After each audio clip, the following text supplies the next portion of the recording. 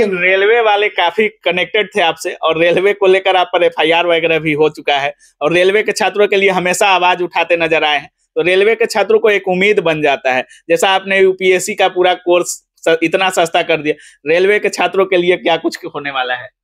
अच्छा, मतलब आपका कहना है सस्ता करने के लिए यहाँ पे, चलिए उसको भी हम बहुत सस्ता कर देंगे। चलिए हम आप ही के आप बोलते हैं जो सबसे मिनिमम हो सकता है, उनके ट्रेड का होगा, चाहे वो इलेक्ट्रीशियन हो, फिटर हो, जो भी ट्रेड का होगा सबसे सस्ता कर देंगे, ताकि मतलब उनके रिचार्ज के रेट पे कर देंगे, मोबाइल रिचार्ज के रेट पे, उससे भी कम कर देंगे जितना का। हम बच्चों के लिए कभी सबके लिए पीछे नहीं हटते हैं, हमको ही सबसे मतलब नहीं, जितना मिनिमम हो सके उतना। हाँ, बशर्ते पढ़ने वाले बच्चे हो, बिना मतलब वाले, अगर बहुत सारे सस्ता करने पे दिक्कत ही हो जाता है कि बिना मतलब भी पढ़ने लगते हैं वहां पे, वो एकदम सस्ता कर देंगे।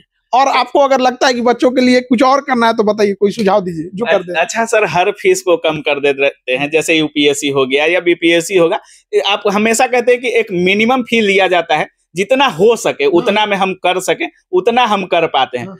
छात्रों के लिए तो काफी अच्छा है, लेकिन कुछ लोगों के लिए खटकते भी होंगे खान सर। अरे बाप रे बाप कुछ ज्यादा ही हो जाते हैं। अच्छा। जीवन में हम कभी किसी को कहते, हम कह रहे हैं कि हम आखिर हम सस्ता में करके कर रहे हैं ना, और बेहतर कर रहे हैं, बाकी लोग भी कर सकते हैं।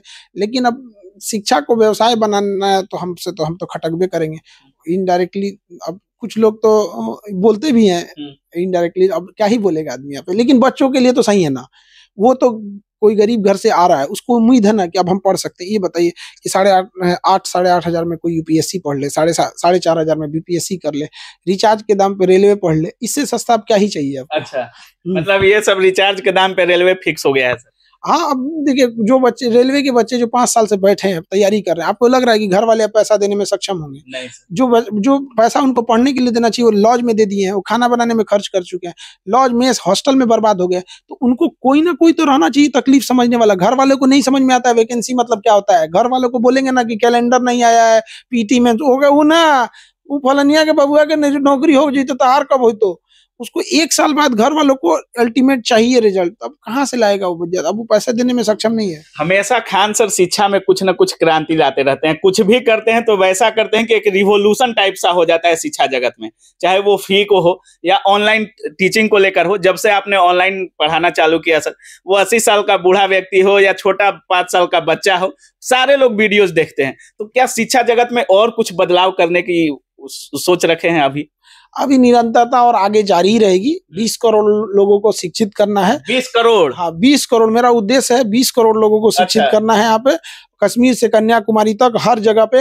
अलग अलग भाषाओं में भी हम लोग कोशिश करेंगे पहुंच सके, जैसे साउथ की भाषाओं में, अलग अलग जगहों पे। और वहां पे भी क्या है कि जैसे हम लोग को लगता है ना कि केवल ये समस्या यूपी बिहार तक की है, आप देखिए साउथ में देखिए, वहां पे भी क्या है, क्वालिटी एजुकेशन है तो बहुत हाई कॉस्ट पे है। हमारा कहना है quality education at minimum cost पे, वहां भी हम लोग पहुंचेंगे बहुत जल्दी, जितना कम में हो सके, चाहे जिस भी फील्ड में हो। और हम नीट वाले सारे लोगों से हाथ जोड़ते हैं कि आप लोग थोड़ा सा कम फीस लीजिए भैया, ज्यादा फीस मत लीजिए, इतना 2 लाख रुपया फीस होता है। नीट जेई पर भी नजर है सर? नहीं, हमारी कोई वो ऐसी नहीं है, लेकिन हाँ इतना जरूर कहेंगे, अगर किसी विद्यार्थी को खेत बेच के फीस देना पड़े, किसी के माँ का गहना, बहन का गहना गिरवी रख के पढ़ना पड़े, तो फिर वो हमको खटकने लगता है। अच्छा, ऐसा ऐसा नहीं नौबत आना चाहिए। आपकी एक बात बताइए, जो 2 लाख फीस ले रहे हैं वो 20,000 में भी तो कर सकते हैं। बिल्कुल बिल्कुल। हम ही नहीं करें कि आप 500, हमारी तरह आप 4,500 में पढ़ा दीजिए।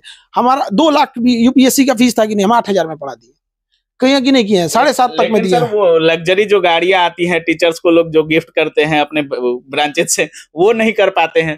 अब देखिए, अब वो लोग मैनेज करे चाहे जैसे करना है, लेकिन हमको बस यही करना है कि हम अगर किसी विद्यार्थी को खेत गिरवी रखना पड़ा, सूद पे पैसा लेना पड़ा, माँ का गहना गिरवी रखना पड़ा, तो फिर दिक्कत, हम क्या बोलेंगे, उसमें एंट्री हो जाएगा। एंट्री की बात नहीं, हम सीधा कहते हैं कि अगर पटना में भी अगर हाई फी रहेगा, कोटा का जो सबसे, हम विद्यार्थी से कहेंगे तुम कोटा के सबसे बेस्ट टीचर बताओ, हम उनको ले आके पढ़ा देंगे।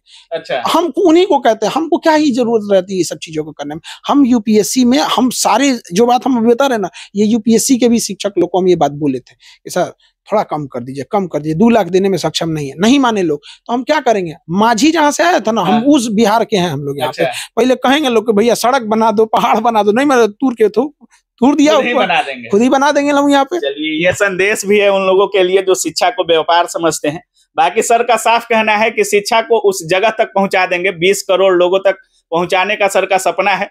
कश्मीर से लेकर कन्याकुमारी की बात कर रहे हैं सर। और सर जो भी किए हैं अभी तक शिक्षा जगत में एक रिवॉल्यूशन हो गया है, चाहे वो ऑनलाइन सेक्टर हो या यूपीएससी हो, बीपीएससी हो, कुछ भी हो। खान सर अगर कुछ करते हैं तो पूरे सिलेबस और पूरे मतलब उस पर कैलकुलेशन के साथ करते हैं। अगर किसी सेक्टर में खान सर घुस रहे हैं तो उसके बारे में नीचे एड़ी से जो चोटी बोला जाता है उस पर होमवर्क करके घुसते हैं। तो बाकी सर का भी ये मानना है कि कहीं भी चाहे कोई भी सेक्टर हो, अगर एजुकेशन सेक्टर हो तो उसको व्यापार ना समझा जाए। बाकी आप क्या कुछ सोच रहे हैं इस पूरे वीडियो के बारे में, अपनी राय कमेंट सेक्शन में जरूर रखिएगा।